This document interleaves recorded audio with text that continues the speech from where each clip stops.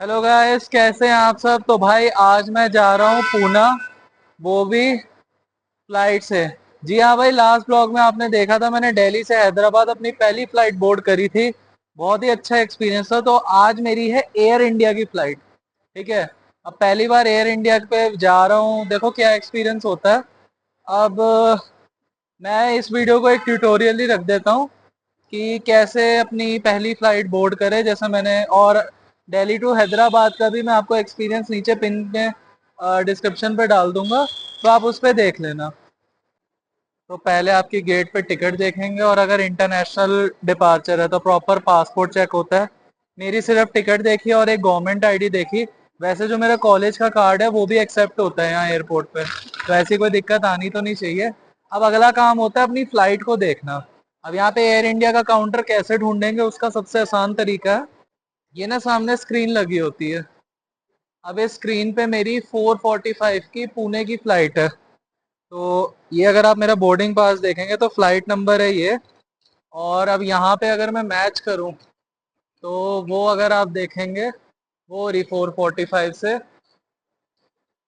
ये अभी तो डिस्प्ले हो रही थी, हट गया, हाँ वो रही 4:45 air India A1 air India 2469 और पुणे।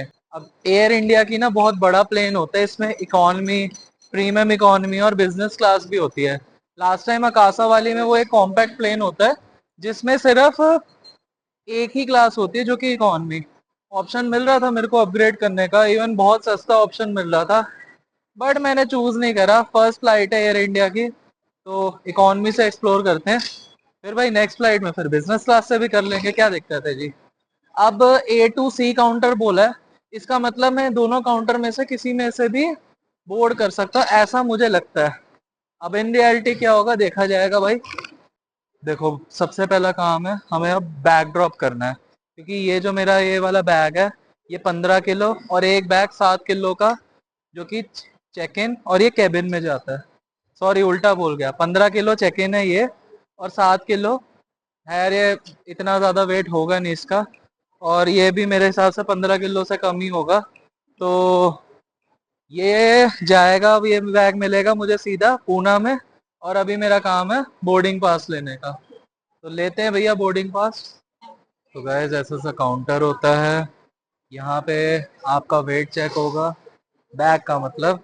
और जो भी आपको अलॉटेड लिमिट होगी, अब जैसे मेरे को इसके लिए 15 किलो अलॉटेड है, तो उससे ऊपर अगर आई थिंक 1-2 किलो में इतना चार्ज नहीं लगता, लेकिन हाँ, अगर 5-6 किलो का डिफरेंस है तो यहाँ अपफ्रंट तो आपको बहुत महंगा पड़ेगा। बट हाँ, अगर आपने ऑनलाइन परचेज करा होगा तो वो काफी ज्यादा इकोनॉमिकल रहता है। बट मेरा तो ये 10 किलो भी हो जाए तो बहुत बड़ी बात है यार। तो देखते हैं भाई। तो गाइज यहाँ पे अब बैग रखेंगे, और मेरी पहली फ्लाइट एयर इंडिया की, और मैंने बोला ही था 10 किलो से ज्यादा तो नहीं होगा ये। 9 किलो बैठ रहा है तो ठीक है, 15 किलो की लिमिट थी। तो भाई अब ये बैगेज सीधा आगे चला जाएगा, और बस। अच्छा, यहाँ तक भी गवर्नमेंट आईडी की जरूरत नहीं पड़ी, डोमेस्टिक में मेरा कॉलेज वाला कार्ड ही चल गया, तो इन शॉर्ट बेटर है, मतलब कोई टेंशन नहीं है। सो गाइस मेरा पहला एयर इंडिया का बोर्डिंग पास, ये भी एक्सपीरियंस याद रहेगा। हो गया, बड़ा स्मूथ एक्सपीरियंस था, बट भाई आधा घंटा लग गया। अब भीड़ भी थी, और मैं कहूँगा क्या बोल सकते हैं भाई, नो कमेंट्स। बट अब मुझे जाना है मेरा डोमेस्टिक डिपार्चर। डोमेस्टिक डिपार्चर का सिक्योरिटी जोन है। अब यहाँ पे ना एक गेट होता है, उसमें अपने बोर्डिंग पास का ये बार कोड स्कैन होगा, और अपने आप ये गेट खुल जाएगा। जैसे आप मेट्रो में टोकन डालते हो और गेट खुलता है, ये वैसे ही है बिल्कुल।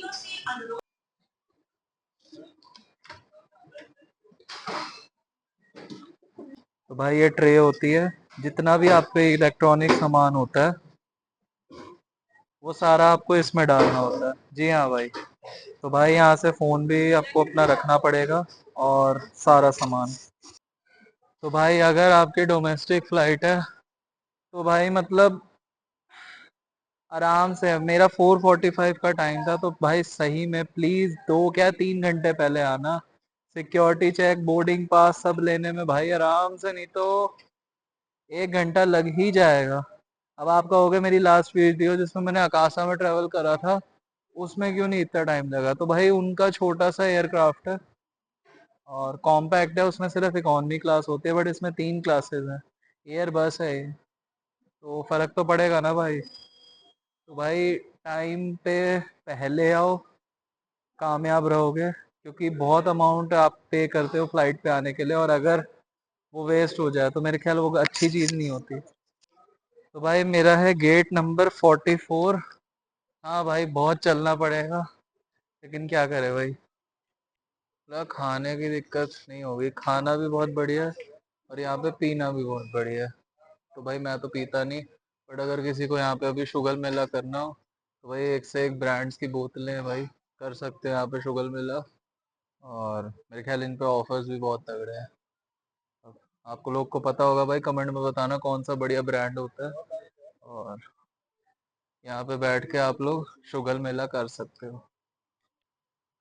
तो भाई नाउ इट्स 3:30 और 3:45 का ही मेरा बोर्डिंग टाइमिंग है। ये मैं इस पे आराम से अभी थोड़ी देर लेट गया था, थकावट बड़ी हो गई थी, तो भाई अब चलते हैं। देखो कम से कम 3 घंटे हो गए हैं, बट भाई है भाई स्मूथ प्रोसेस है। अब देखो बोर्डिंग में कितना टाइम लगाते हैं। वो तो नींद आ रही है बहुत तेज, और लास्ट टाइम हैदराबाद भी मैं घूम नहीं पाया बिकॉज मैं काम से गया था, एंड अभी भी मैं काम से ही जा रहा हूँ, तो अनफॉर्चुनेटली पुणे भी मैं नहीं घूम पाऊँगा। बट आप चैनल पर अगर सपोर्ट दिखाओगे तो आने वाले टाइम पे ट्रैवल ब्लॉग्स आते रहेंगे। तो चलते हैं भाई फटाफट और बोर्डिंग करते हैं। वैसे तो अभी 10-15 मिनट हैं, तो ऐसी कोई दिक्कत होनी नहीं। हो रहा भाई 44 है सामने, और बस बोर्डिंग इनिशिएट करते हैं। सो अभी आधा घंटा है गाइस बोर्डिंग पे, देखो कितना टाइम लगता है। So guys boarding is 15 minutes delayed, and this is what it is. Crew is just arrive. अब देखो भाई बोर्डिंग कब स्टार्ट होगी। अच्छा मेरी एयर इंडिया की फर्स्ट फ्लाइट है, तो इस बार एक्सपीरियंस अलग होगा। इस बार वो टर्मिनल से अटैच और वो ब्रिज वाला प्लेन नहीं होगा, हमें टर्मिनल से बस लेके जाएगी एयरक्राफ्ट की तरफ, और फिर वहां से, तो ये एक अलग एक्सपीरियंस होगा मेरा लाइफ का। तो देखो भाई क्या होता है, बट यार टाइमिंग हमेशा पंचुअल होनी चाहिए, ऐसा मेरा मानना है, डिलेड नहीं होना चाहिए। Finally guys, boarding started after 20 minutes. It's being a lot of delay.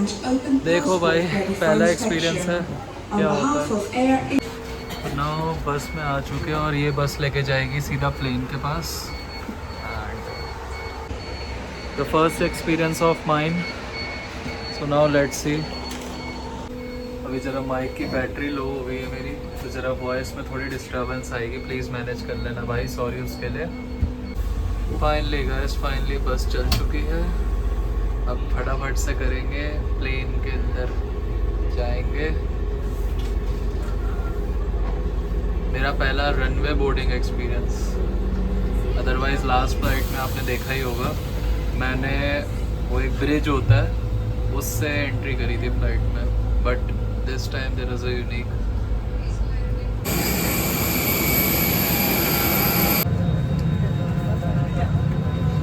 तो गाइस मुझे इमरजेंसी एग्जिट वाली सीट मिली है जो कि है 11A। बहुत ही यूनिक एक्सपीरियंस।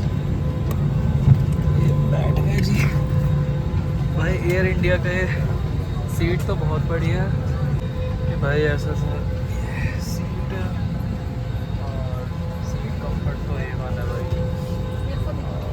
बस ये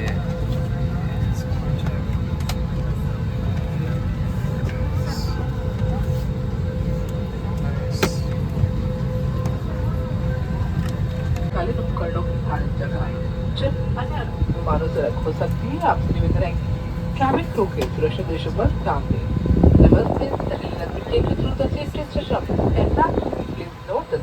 Guys, I'm experiencing my first taking off experience with Air India. Plane बहुत तेज हो गया and I am very much excited. Plane धीरे धीरे रनवे पे जा रहा है। रनवे पे ऑलरेडी है, but it's increasing its speed. Now plane अब डायगनल हो गया और ये अब हम हवा में हो गए, थोड़ा सा ब्लर कर दिया इन्होंने, आई थिंक सो। ये है जैन मील, वो भी इकॉनमी क्लास की। और अब अगली वीडियो में आएगा खाना किसका, प्रीमियम इकॉनमी। अब सेम ही वीडियो में मैं दिखा रहा हूँ, वापसी मेरी प्रीमियम इकॉनमी थी। ये हमें वेट टॉवल दिया था, सीट्स थोड़ी सी कंफर्टेबल थी, हाँ इकॉनमी से बेटर। और इसी में ही फूड का ही बस फ़र्क था, थोड़ी सीट कंफर्टेबल थी। यहाँ पे देखो मेन्यू का कितना ऑप्शन था, ये बाकी तो सब सेम ही होता है। ये देखो मेन्यू कितना बढ़िया दे रखा है, पहले वाले के कंपैरिजन में खाना बेटर होता है प्रीमियम इकॉनमी में, और फिर बिज़नेस क्लास में भी अलग होता है। तो ये मतलब डिलीशियस सा मेन्यू था। और इसमें आप चॉइस कर सकते हो अपने हिसाब से कि आपको कैसे, मतलब क्या क्या। पुराना जैन मील का कंपैरिजन और अब ये वाला देखो गाइस, मतलब प्रेजेंटेशन का ही और अलग है। और खाने जूस था, ये केक था, ये नमकीन, और ये बड़ा टेस्टी था, मैं इसका नाम भूल रहा हूँ, बट खाना ये नंबर था। तो ये था प्रीमियम इकॉनमी का खाना। और वो जो आपने पहले देखा वो थी जैन मील इकॉनमी क्लास की। तो भाई एक नंबर। वैसे अगर मैं खाने का फीडबैक दूँ तो 10 में से 8 नंबर दूँगा मैं, क्योंकि फ़्लाइट के ऊपर इतना गर्म खाना, इतना फ्रेश खाना, वो थोड़ा नेक्स्ट टू इम्पॉसिबल है। हाँ क्वालिटी थोड़ी बहुत और बेटर हो सकती थी, बट हाँ पास है एकदम।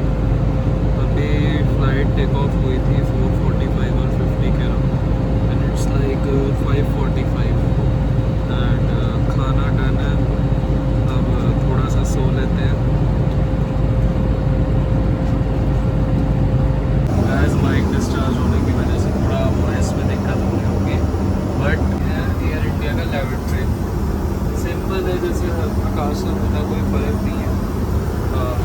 ये सब दे रखा है, and just look that if I lock this door then they are services ठीक है, मतलब एयर इंडिया की सेटिंग भी ठीक है, और सीट्स भी कंफर्टेबल है, और सब कुछ बढ़िया है। तो अब थोड़ा सा यार नींद बहुत आ रही है, क्योंकि बहुत देर हो गई जगह है, और मेरे को काम भी करने जाना है। तो अब सीधा क्या कहते हैं लैंडिंग का देखेंगे। अब मैं जा रहा हूँ सोने।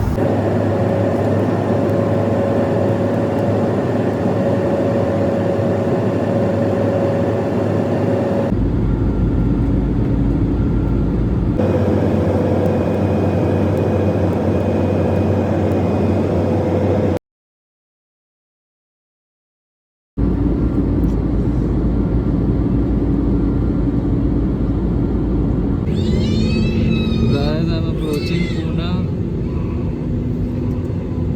Look at the view, guys.